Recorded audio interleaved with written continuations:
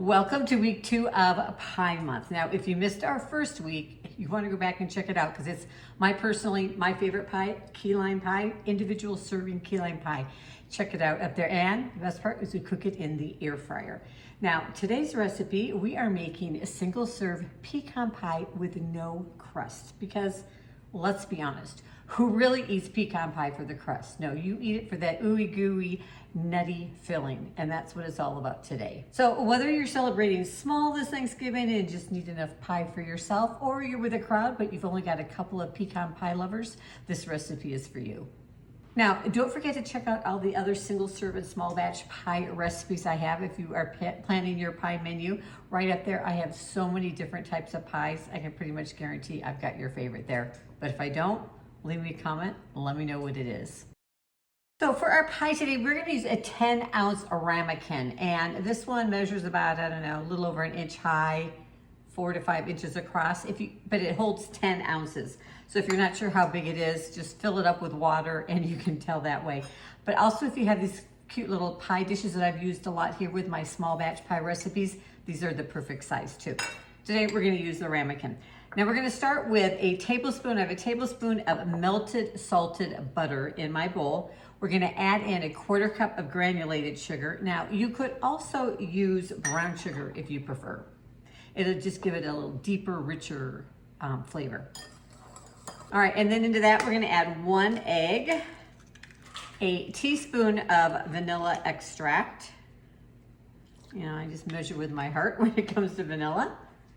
And then a 1/4 cup, and we're gonna use maple syrup today. Now, I know traditionally most pecan pies are made with corn syrup, and you could totally use corn syrup in this if you want, but some people don't like using corn syrup, and maple syrup works great. So a 1/4 cup of maple syrup.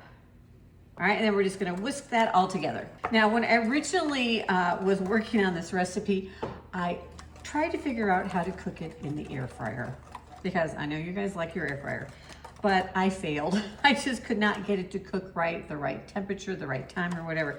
So today we are going to cook this in the oven. But if you're an air fryer pro and you can figure out how to cook it in the air fryer, let me know, please.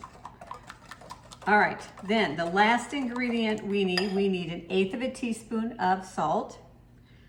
If you're using unsalted butter, go ahead and add in a 1/4 teaspoon.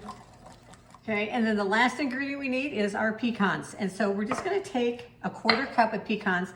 I'm using these whole pecans. You can use halves, you can use ones that are just broken up, whatever you like. I just think it looks a little prettier with the whole pecan, but you use what you have. And so we basically just want it to cover the bottom of the dish. And I'm just kind of flipping them all over so that they are face up. All right, and just make sure that your little mixture's all mixed up here. And we are just gonna pour it right on top of our pecans. Get all our goodness out of the bowl. And then those pecans are gonna float right up to the top. All right, then it is ready to go into our oven. Like I said, today we are using a regular oven. We've got it at 350 degrees Fahrenheit, and we're going to bake it for about 30 minutes or until the top starts to turn a nice, not too brown, nice golden brown, and it looks set, although it's still gonna be a bit jiggly underneath, which will set up as it cools. All right, now truth be told, I usually don't let my pecan pie totally cool and chill through before I dive in because I like that ooey and gooiness. This is one I actually made the other day and it has chilled completely. But you can just see how nice, it's still nice and ooey and gooey inside there. And I love that gooiness contrasted with the crunch of the pecans. So good. I hope you'll give this a try. If you are a pecan lover, I think you're gonna love it.